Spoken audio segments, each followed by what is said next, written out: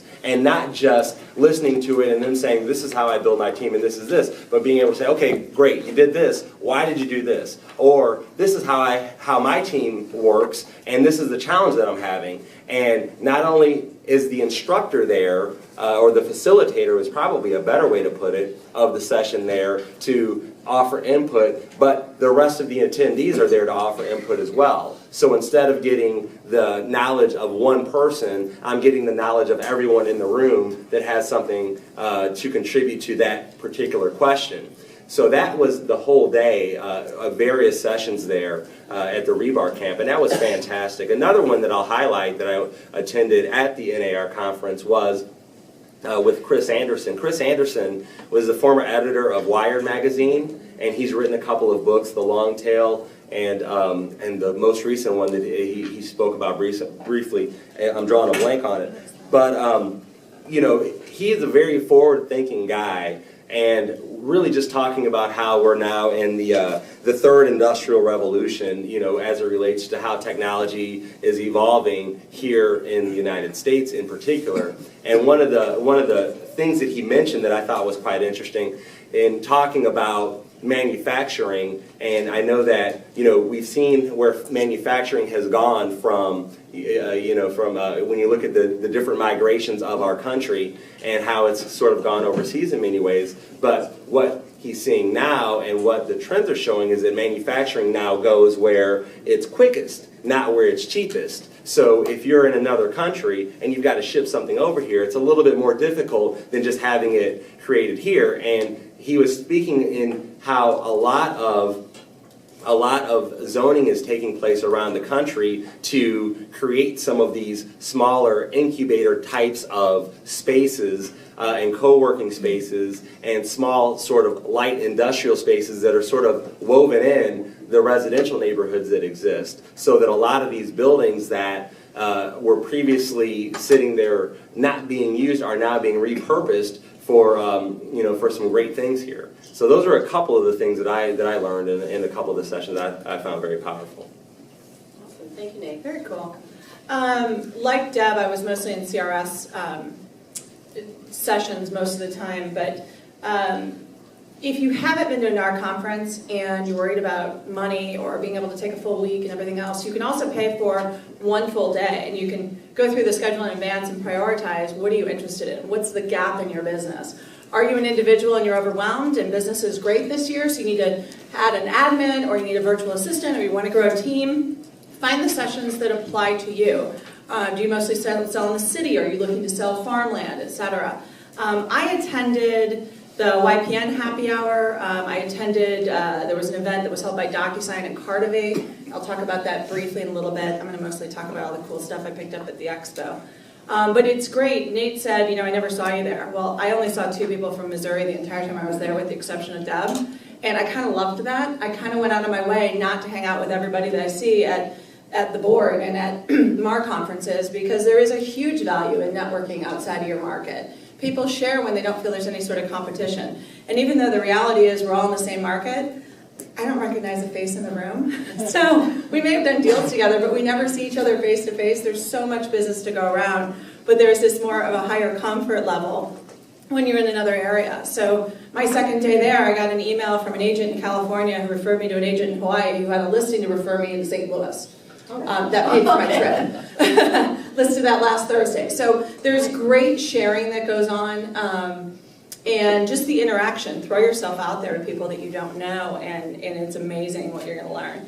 On Bar Camp, February, I think 13th, I'll get that to Robin. There will be a bar camp in St. Louis. Nobu Hatu, who is the Director of Digital Engagement for NAR, will be in town. He's being brought in by WCR, and he'll be doing a lunch session. But basically, you show up, you'll be given 2 pieces of paper. The first one says, what do you want to learn? What is the gap in your business? What's the technology you just don't get? And then the next one is, what do you want to share? What are you good at? What do you understand? Are you doing well on Facebook?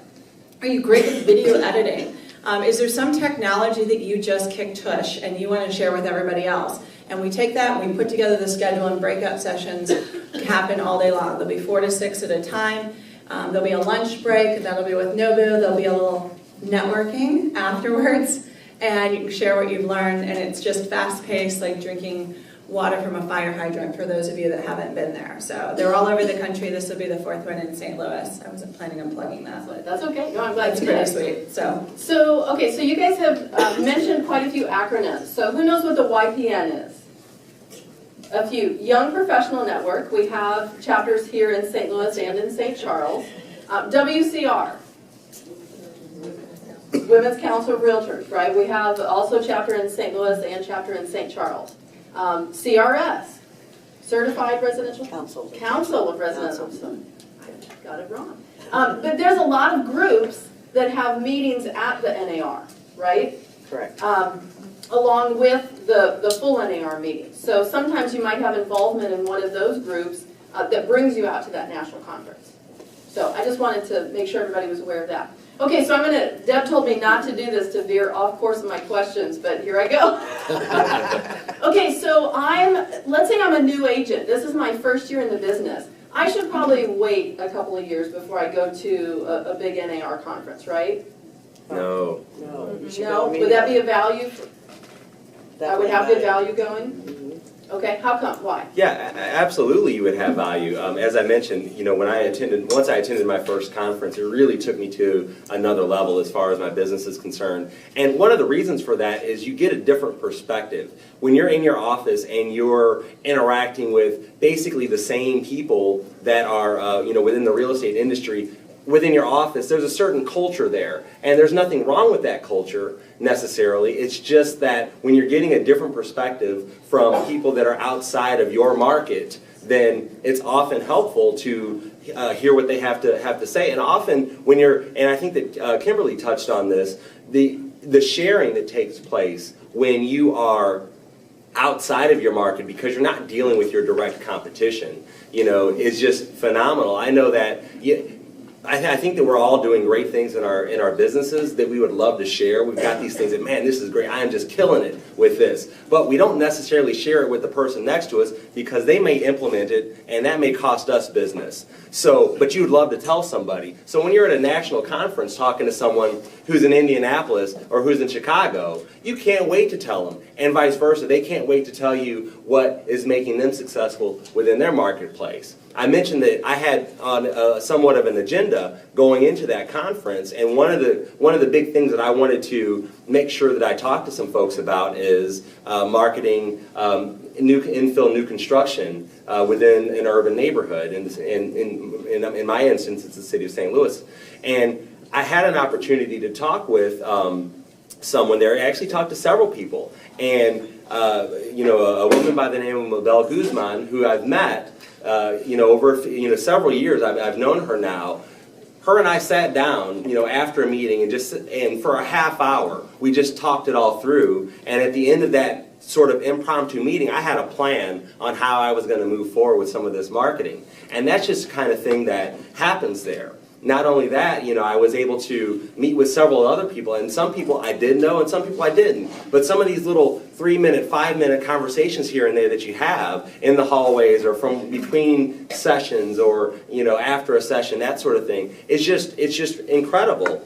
Kim also mentioned the referrals. I do a tremendous amount of business based on referrals that are from people that I've met, and not only people that I've met, but people that I've met who refer somebody in their office to me. So somebody in their office says, hey, do you know anybody in St. Louis? And, oh, yeah, I know somebody in St. Louis. And then I get a phone call, hey, such and such told me to give you a call. So for me, part of going there has to do with cultivating and continuing to cultivate these relationships to make sure that my referral base continues to grow. So getting your feet wet, going in there right away as a newer agent, I think is a phenomenal way to get to really take your business at whatever level it is to another level. Good points. Also, as a new agent, there's a trade show that's phenomenal. It's one of the largest in the United States. It's huge, and you can find any product that's going to help you. DocuSign, I can't even begin to name all the things. I have a list that's in here. This is strictly the trade show. This book's big. It'll help your business grow. So marketing, technology, Everything. apps, anything that you can use Anything you within can your business. imagine. So you can see it all in one place. A lot of times they offer discounts as well for show attendees. Well, and like Nate had said, just to add to that, one of the cool things too is so often we're working in our business, not on our business. And when you're taken outside of the market and you're not in your office and you're not with your team or you're not with your spouse or your kids or your dog and your family and whatever you've got going on, you're solely working on your business. And you could be talking to somebody that you've met every year for 5 years, and then all of a sudden they're having a conversation with someone you've never met. And that's where the ideas and the information just grows and develops. Or instructors, national instructors that you've maybe taken a course from or you've gotten to know a little bit, but all of a sudden they're sitting in the hallway and you go, hey, I took a class from you in Scottsdale in 2008. You were amazing. I'd love to chat with you. And they'll give you the time of day and they'll grab a coffee with you. And the wealth of information is just, it more than pays for the conference. That's awesome. If I could just, add, if I had to choose one, and there are so many out there that you hear about, we're inundated with invitations to, whether it's Inman, Gathering of Eagles, RIS Media's events and the like. This really is all of those events on steroids. It is by far the most diverse in terms of the curriculums that are available to you, from that just getting into the business or even considering the business to the building of teams and expanding upon an successful business plan. Inman is a great event. I participate in 2 Inman events every year. This is 100 times the size of Inman in terms of the timing of the year is also conducive. Now, I don't know about you, but going to Manhattan in second week of January isn't too exciting to me, and that's one of the Inman events.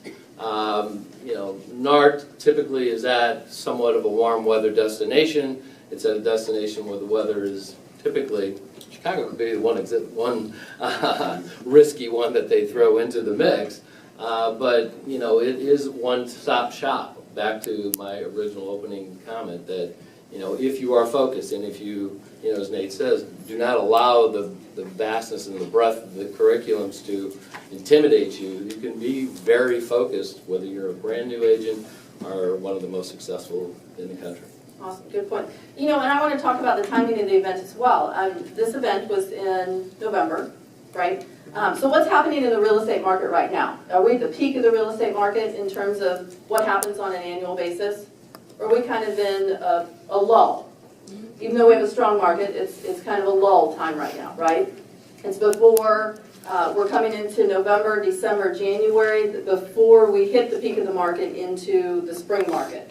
So the coolness of the timing of this event is, okay, we're in kind of a lull, maybe downward, fewer deals are getting done at this point. Here's a great conference to get re-energized, get new ideas, to kind of really carry you through and power you through that downtime that we just normally have. That's just the normal market every year, right? There's a cycle to the market on an annual basis, and this is just what happens. So that's an awesome perspective of this event as well, because it can really power you through to the spring market when we get our energy from all those sales and all the deals and things are flying off the shelves, right? All right, now you guys all mentioned referrals. You go in there looking for referrals. You're going to meet people from other areas, getting business. Do you have a plan for gaining referral business? Deb, we'll start with you. If you don't carry your business cards, you made the biggest mistake in your life. I order 1,000 before I leave, Oh. and they're usually gone. You hand your card to everyone, and if not, you're writing your name and phone number down. But yes, you do have a plan. Try to meet as many people as you can. Don't hang out with the same people. It's not conducive to your business. Absolutely great. Okay, I love Deb, so I can't help but to hang out with her, but I have like 10 of her cards. I am the anti-realtor realtor. I do not have my face or my picture of my team on anything. So if you've ever worked with me, you probably don't know what I look like. But I came from the corporate world, which always said collect cards and then have a system for follow-up. So I have a stack of cards this big, and my admin person is going through them, organizing them by state, and we'll have a little something that goes out to them over the next 4 weeks, including following up with a holiday card in a few weeks. But from the referral standpoint, that's why Deb and I are both involved with CRS. We call it the cash referral system. I mean, it's less than 3% of realtors in the country, and the average CRS is full-time and out-earns the average realtor by more than 3 times. So you know that if you're sending a referral outside of the market or it's coming to you, it's from somebody that's actually going to close the deal and you're going to get the referral. So it's kind of cool that way. That's awesome. So you have a follow-up plan afterwards. You're not just taking these cards, Yeah, putting a no. rubber band around them and sticking them So in your drawer. it's not real science, but take the stack, organize them, they go into a spreadsheet. The first week is a handwritten thank you note that I don't write because my writing is horrible, probably should have been a physician. And it just says, hey, it was so great meeting you at the NAR conference, because by the time I get back, I don't remember where I met them, or what session, or if I ran into them at a happy hour. So it's just really generic. Hope you're prepped for a great 2014. Very simple. And then I weed it down if it's from CRS or someone I actually know. In 2 weeks, they're going to get a little postcard from me that says, our business is built on referrals. We would love to stay in touch in 2014. And then I also look at the people within the Midwest region that are in boundary states and stay in closer contact with them. So they'll go into a quarterly drip marketing campaign. We do quarterly newsletters. They will be on that. So I can follow up with those referrals. And then the fourth follow-up, because it's only a 4-week campaign, is they get the holiday card. And my holiday card this year, it's really cute. It's a little kitten on a Christmas tree getting ready to smack an ornament. And it says, watch out, Mr. Ornament, you know you're going down. So it's kind of cute. Okay. And they will get a business card in there, but I mean, it's all stuff we know, it's all stuff we do, but finding the time to implement it is just hard. So I'm a huge proponent of having a virtual assistant for different tasks throughout the year. Or in my particular office, my admin staff doesn't have a lot to do, so I pawn a lot off on them, and they do a great job. Awesome. All right, great. Anybody else have a follow-up plan for getting referrals? Well, I echo with what Kimberly has to say. That's quite a bit of how I do it. I work to collect the business cards, and I do jot a little note on the back of it so that it jogs my memory on exactly where I met them within the conference when I can. Sometimes, you're just moving so fast you don't have that opportunity. But I find that the most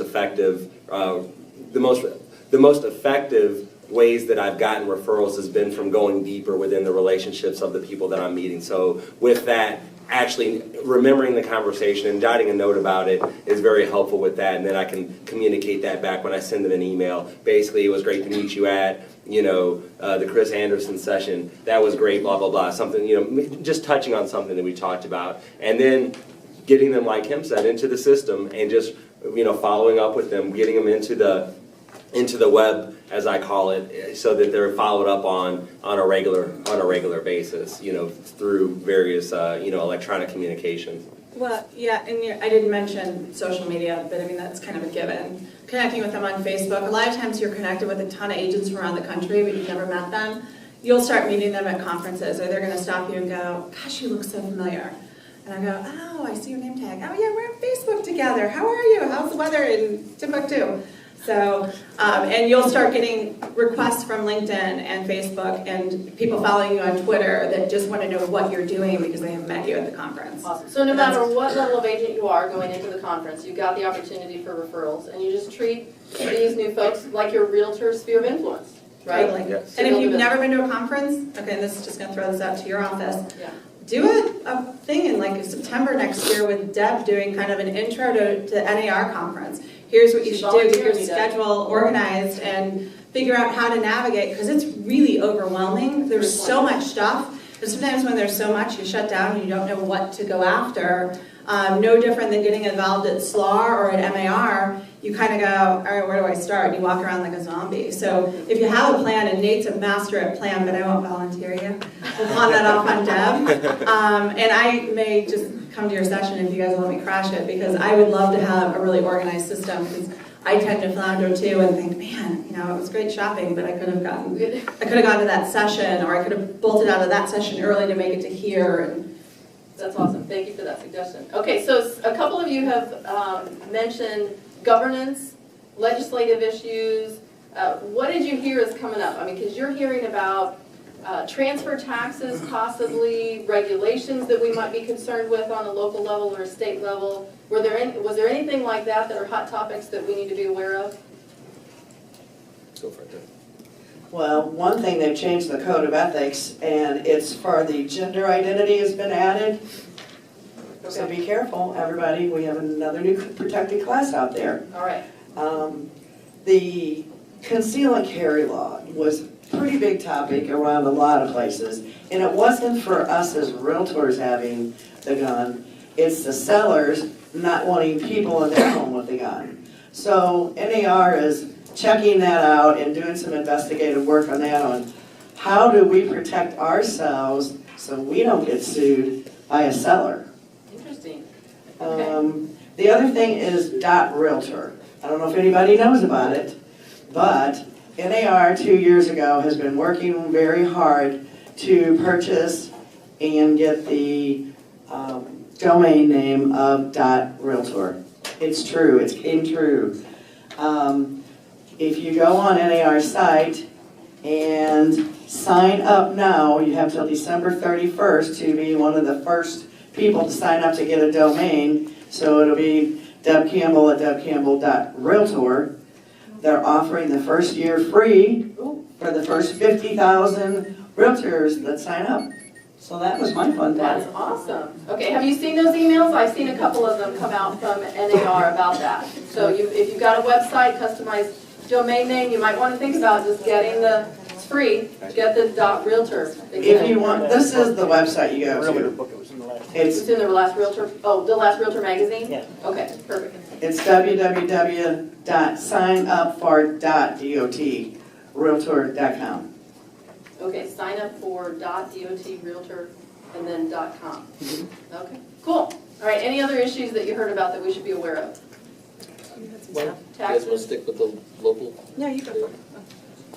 I guess a lot of my focus there was also on the pending legislation that goes into effect, that's Dodd-Frank. And effective in January, we have another round of requirements in order to effectively close our business. Some of you have heard me on other occasions talk about that effective January 10th, our HUDs have to be in total complete order and fashion and for review by our buyers 72 hours in advance, or else the closing cannot go forward as scheduled. So I guess the message here that I would continue to deliver and where we've been focusing our efforts is to make sure that our mortgage partners have been taking the necessary efforts and cautions, to one, be in compliance, and two, be able to facilitate, that closing. Also important that communication with the title entity is going to be critical between the mortgage and the title. We've got enough challenges as it is to get to closing that not having the paperwork in and on time is a very, very critical issue now. In 72 hours, it may not seem like a lot, but it really can't be. So we need to focus on whoever the mortgage partners are, that they're prepared. The conversations you need to be having with them to understand, what preparedness they've been taking to comply and not have our closings delayed. On a completely separate issue, but we have two pieces of legislation working through the House and the Senate right now that is, that is really complicating our mortgage world right now, mortgage and title, some of the caps on fees and charges that everyone in both houses of Representatives and the Senate recognized that Dodd-Frank was overly aggressive in terms of wanting to cap fees and not making the playing field level, that a retail mortgage entity has an advantage over a broker, or in that a lot of these fees do not apply to them, and that what they're asking, everyone's asking, is that we contact our local representatives and local senators to ask them to support the 2 legislative initiatives passing through to remove the 3% cap from Dodd-Frank. So if just remembering that message, and you could place a call to our local representatives and senators to ask them to support the legislation, taking off the 3% cap would help us all immensely in streamlining our processes through mortgage and title. Gary, do you know if Celeste, our legislative person with SLAR, is doing anything with that? I'm not aware that Not you're. aware? Yeah. Okay, so I don't want to check on that. Okay, good info.